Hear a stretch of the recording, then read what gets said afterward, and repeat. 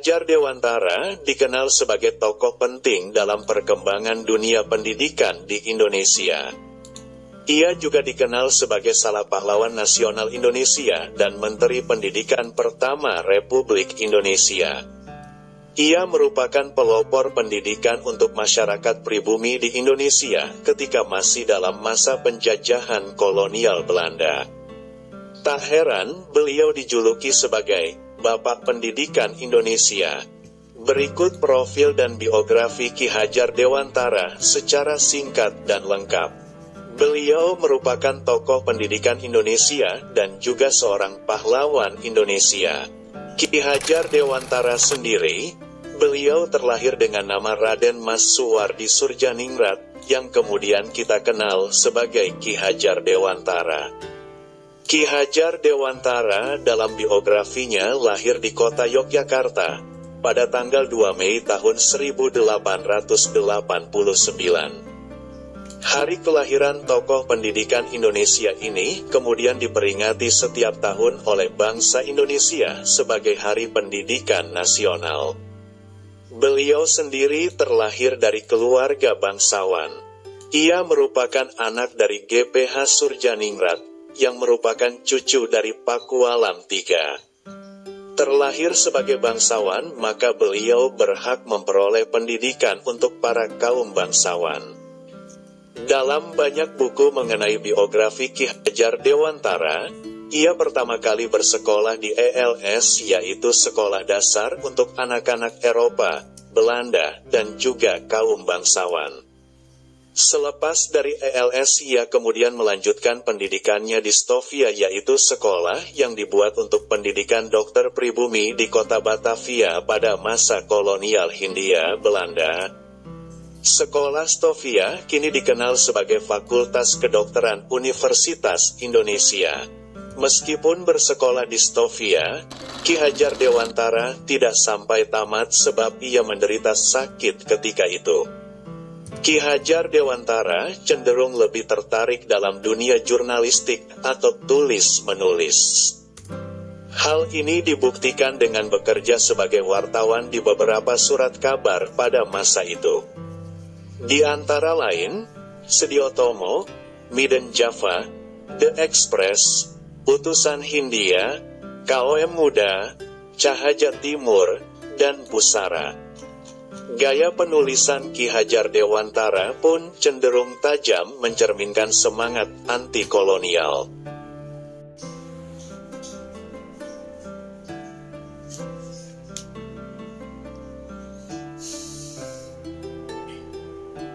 Sekiranya aku seorang Belanda, aku tidak akan menyelenggarakan pesta-pesta kemerdekaan di negeri yang telah kita rampas sendiri kemerdekaannya.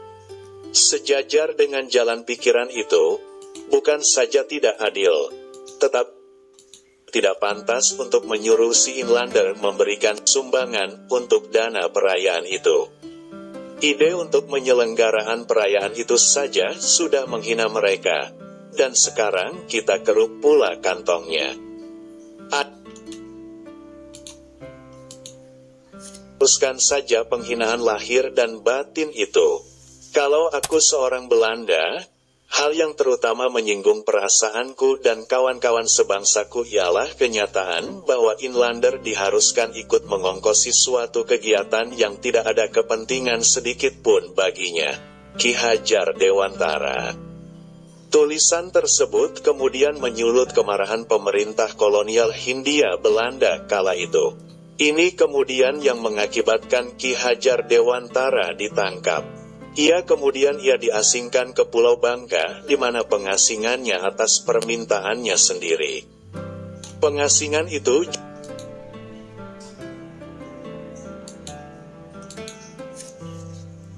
dapat protes dari rekan-rekan organisasinya, yaitu Douwe Dekker dan Dr. Cipto Mangunkusumo, yang kini ketiganya dikenal sebagai Tiga Serangkai. Ketiganya kemudian diasingkan di Belanda oleh pemerintah kolonial. Tahun 1908, organisasi Budi Utomo didirikan oleh Dr. Sutomo. Budi Utomo berdiri sebagai organisasi sosial dan politik, kemudian mendorong Ki Hajar Dewantara untuk bergabung di dalamnya. Di Budi Utomo, ia berperan sebagai propaganda dalam menyadarkan masyarakat pribumi tentang pentingnya semangat kebersamaan dan persatuan sebagai bangsa Indonesia. Munculnya Douwe Dekker yang kemudian mengajak Ki Hajar Dewantara untuk mendirikan organisasi yang bernama Indische Partij yang terkenal. Di pengasingannya di Belanda, kemudian Ki Hajar Dewantara mulai bercita-cita untuk memajukan kaumnya, yaitu kaum pribumi. Ia berhasil mendapatkan ijazah pendidikan yang dikenal dengan nama Europese Akte atau ijazah pendidikan yang bergengsi di Belanda.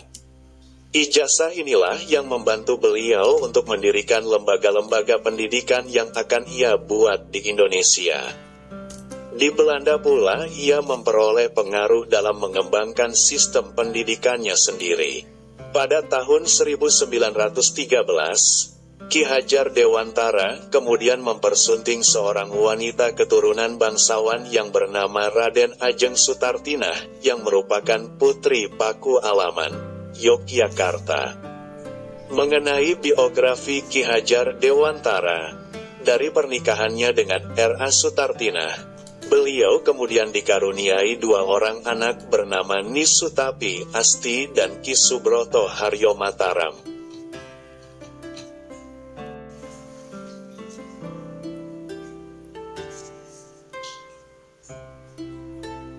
Selama di pengasingannya, ia selalu mendampingi dan membantu segala kegiatan suaminya, terutama dalam hal pendidikan. Kemudian pada tahun 1919, ia kembali ke Indonesia dan langsung bergabung sebagai guru di sekolah yang didirikan oleh saudaranya. Pengalaman mengajar yang ia terima di sekolah tersebut kemudian digunakannya untuk membuat sebuah konsep pendidikan baru.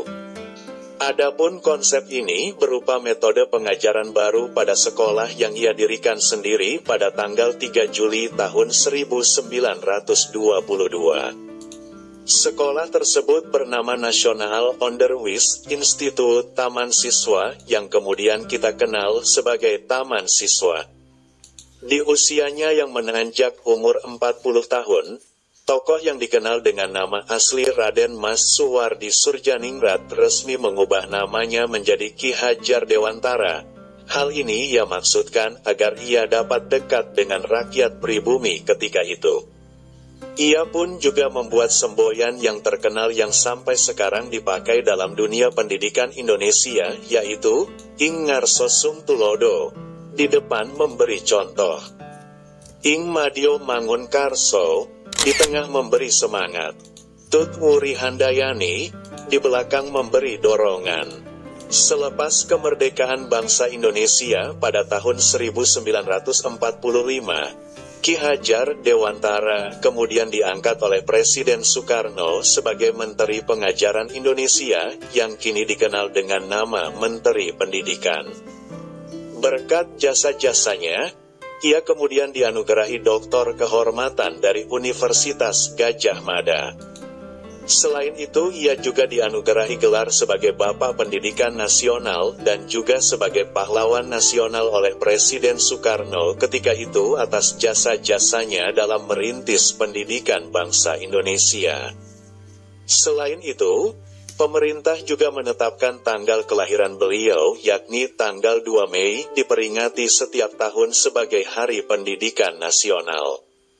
Ki Hajar Dewantara wafat pada tanggal 26 April tahun 1959 di Yogyakarta dan dimakamkan di Taman Wijaya Brata.